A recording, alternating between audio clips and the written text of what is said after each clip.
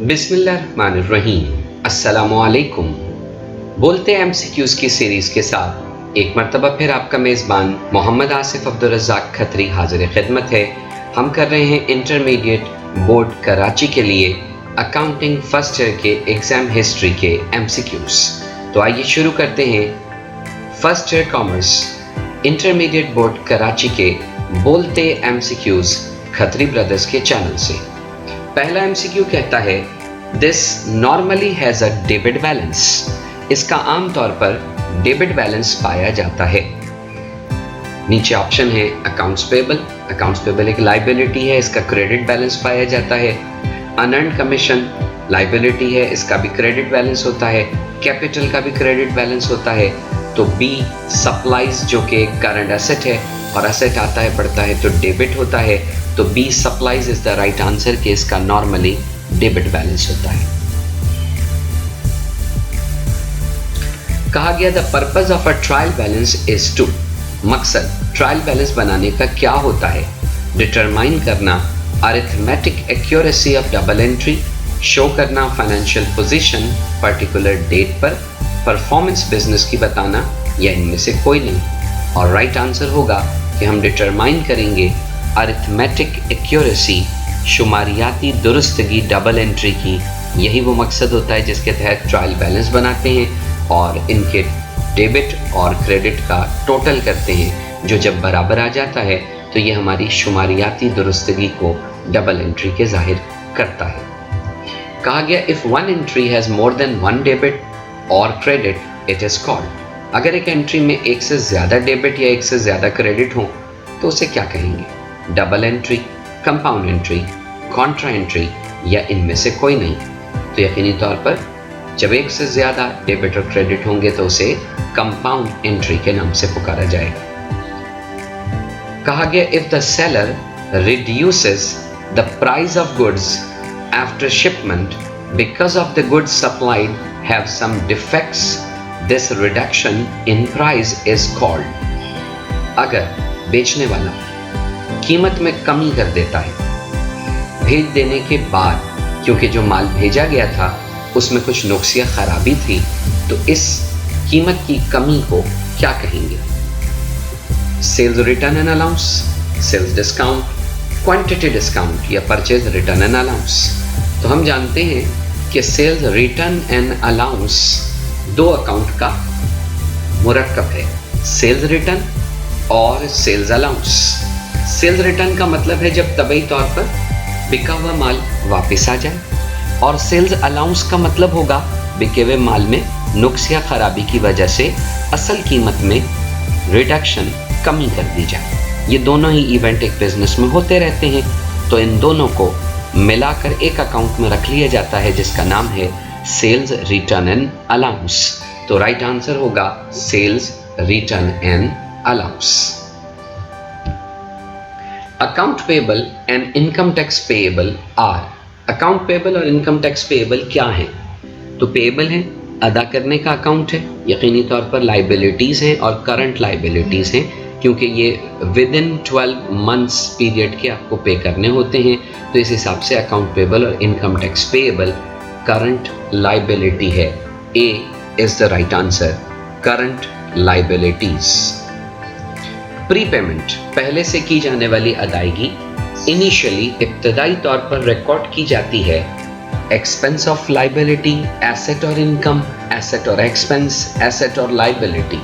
तो हम उसे पहले से अदा करने वाले खर्चे को या तो प्रीपेड में रिकॉर्ड करते हैं यानी एसेट के तौर पर, या फिर हम उसे एक्सपेंस के तौर पर रिकॉर्ड कर सकते हैं। तो सी इज़ द राइट आंसर कि हम पहले से की जाने वाली एडवांस की अदायगी को क्या करेंगे? एसेट या फिर एक्सपेंस के तौर पर रिकॉर्ड करेंगे। नंबर 7 में कहा गया the errors in cash account will affect. वो गलती या वो अगलात जो कैश के अकाउंट में होंगे वो किसे मुतासिर करेंगे? इनकम स्टेटमेंट को, परचेज जर्नल को, सेल्स जर्नल को, या बैलेंस शीट को? तो कैश जो है वो करंट एसेट के तौर पर बैलेंस शीट में जाता है, तो यकीनी तौर पर बैलेंस शीट ही को मुतासिर करेगा। तो राइट आंसर है डी, बैलेंस शीट। कहा गया the statement which presents revenue and expenses of an entity is called. एक ऐसा बयान जो कि आमदनी और खर्चों को पेश करता है किसी कारोबार के, उसे क्या कहते हैं? Income statement, bank reconciliation statement, balance sheet या परचेज जर्नल। तो एक ऐसा बयान जिसके अंदर आमदनियों और अखराजात को किसी कारोबार के लिया जाता है वो होता है इनकम स्टेटमेंट, जिससे हमें नेट इनकम या नेट लॉस का पता चलता है। It is not a book of prime entry. याद रखिए, बुक ऑफ प्राइम एंट्री या बुक ऑफ ओरिजिनल एंट्री उन किताबों को कहा जाता है जिनमें हम इब्तदाई तौर पर किसी वाक़े को रिकॉर्ड करते हैं। और ऑप्शन है petty cash book, journal, cash book या बैंक रिकॉन्सिलेशन। तो हम जानते हैं जी कि petty cash book, journal, cash book, इन सब में हम तमाम वाक़यात को रिकॉर्ड करते हैं। ये बुक ऑफ प्राइम एंट्री हैं, बुक ऑफ ओरिजिनल एंट्री हैं, ये स्पेशल जर्नल्स भी हैं जर्नल को छोड़कर। तो ये सब तो बुक ऑफ प्राइम एंट्री को पूरा उतरते हैं।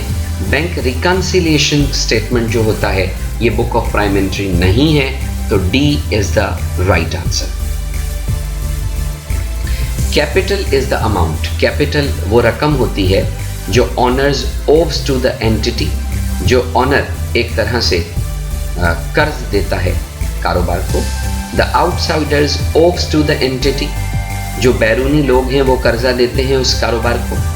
The customers owes to the entity, ग्राहक ने जो कर्जा दिया होता है कारोबार को, या नन ऑफ दीस। तो कैपिटल वो क्लेम है जो ऑनर का होता है, और इसलिए होता है क्योंकि उसने उधार दिया है, कर्ज दिया है उस कारोबार को। The owner owes to the entity, यानी मालिक ने उधार दिया है, कर्ज दिया है उस कारोबार को। Closing entries are prepared. Closing entries को कब बनाया जाता है? At the end of accounting period, during the year, at the beginning of an accounting period और none of these.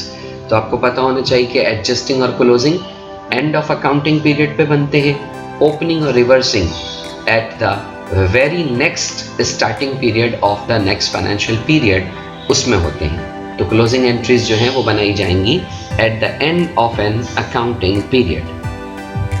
Financial transactions are recorded in. मालियाती कारोबारी वाक़यात रिकॉर्ड कहाँ होते हैं? बैलेंस शीट में, ट्रायल बैलेंस में, लेजर में या जर्नल में। तो यहाँ जर्नल से मुराद जनरल जर्नल है, और फाइनेंशियल ट्रांजैक्शंस आमतौर पर रिकॉर्ड जनरल जर्नल में होती हैं। तो D is the right answer. It is not include in balance sheet. इसे बैलेंस शीट में शामिल नहीं किया जाता। कैश एसेट है, बैलेंस शीट में आता है। इन्वेंट्री एसेट है, बैलेंस शीट में आता है। बिल्डिंग नॉन करंट एसेट है, बैलेंस शीट में आता है। रेंट एक्सपेंस खर्चा है, और खर्चा इनकम स्टेटमेंट में जाता है, बैलेंस शीट में नहीं जाता। और वो भी यही पूछ रहा है कि इसे बैलेंस शीट में शामिल नहीं करते। तो बैलेंस शीट में शामिल रेंट एक्सपेंस को नहीं किया जाता। D is the right answer. Accrued income, accrued, due, ये दोनों लफ्ज़ वाजिबुल अदा के मीनिंग भी देते हैं और वाजिबुल वसूल के भी। जब ये किसी एक्सपेंस से मुतालिक हों तो एक्रूड या ड्यू का लफ्ज़ वाजिबुल अदा के मीनिंग देगा, और अगर ये किसी इनकम या रेवेन्यू के मुतालिक होंगे तो एक्रूड इनकम रिसीवेबल इनकम, काबिल वसूल आमदनी के तौर पर जाहिर होगा, और तमाम रिसीवेबल एसेट होते हैं। तो लिहाजा एक्रूड इनकम रिसीवेबल इनकम है और एक एसेट अकाउंट है। तो ए asset is the right answer. This one of the following is correct. इनमें से कौन सा दुरुस्त है? Assets plus owner equity liabilities के बराबर है। तो ये अकाउंटिंग इक्वेशन जो बेसिक है वो है asset is equal to liabilities plus owner equity. इस पॉइंट ऑफ व्यू से ए गलत होगा। Asset is equal to owner equity minus liabilities, ये भी गलत है। एसेट प्लस लाइबिलिटीज बराबर ऑनर इक्विटी, ये भी रॉन्ग है। एसेट में से लाइबिलिटीज को निकाल दिया जाए तो ऑनर इक्विटी आती है, ये सही इक्वेशन है। तो D is the right answer. Assets में से लाइबिलिटीज को निकालें तो ऑनर इक्विटी आ जाएगी। कहा गया sale is best describe by. हम जानते हैं कि हर चीज का बेचना अकाउंटिंग में सेल नहीं होता। अकाउंटिंग में सेल से मुराद है मर्चेंडाइज, गुड्स, सामान्य तिजारत का बेचना। तो सामान्य तिजारत का बेचना, फरोख्त करना सेल कहलाता है। नीचे ऑप्शन में कहा गया only cash sale of merchandise, cash and credit sale of merchandise, any sale of any asset for cash या sale of any asset on credit. तो मेरे बताए हुए बयान के मुताबिक सबसे बेस्ट आंसर हमें बी नज़र आता है कि कैश और क्रेडिट पर सेल करना मर्चेंडाइज का दरअसल सेल कहलाता है। कहा गया इफ कैश सेल आर ₹12,000, अगर कैश पर माल बेचा 12,000 का, क्रेडिट सेल हुई 3,000 की करंट मंथ में, तो जो टोटल रेवेन्यू, टोटल आमदनी करंट मंथ की होगी वो क्या होगी? तो आप कैश पर माल बेचें, उधार पर बेचें, दोनों सेल हैं, सेल आपकी इनकम है, तो 12 और 3 मिलकर 15,000 हो जाता है। तो 15,000 की आपकी महीने की आमदनी हुई है, रेवेन्यू हुआ है। A 15,000 is the right answer. कहा गया if the company's policy is to record advance payment as an asset, अगर ये कंपनी की पॉलिसी है कि वो जो एडवांस पेमेंट करते हैं उसे एक एसेट के तौर पर यानी प्रीपेड के तौर पर रिकॉर्ड करते हैं, तो पेमेंट अगर इंश्योरेंस प्रीमियम की, बीमे की किस्त की जाएगी एडवांस में, तो आप उसे किस में रिकॉर्ड करेंगे? तो prepaid insurance, insurance payable, insurance expense या अनअर्न्ड इंश्योरेंस, तो यकीनी तौर पर हम उसे रिकॉर्ड प्रीपेड इंश्योरेंस में करेंगे। A is the right answer. This one of the following is correct statement, नीचे दिए गए में से एक बयान दुरुस्त है। Profit does not change owner equity, profit से ऑनर इक्विटी तब्दील नहीं होती, ये रॉन्ग है क्योंकि प्रॉफिट से तो ऑनर इक्विटी बढ़ जाती है।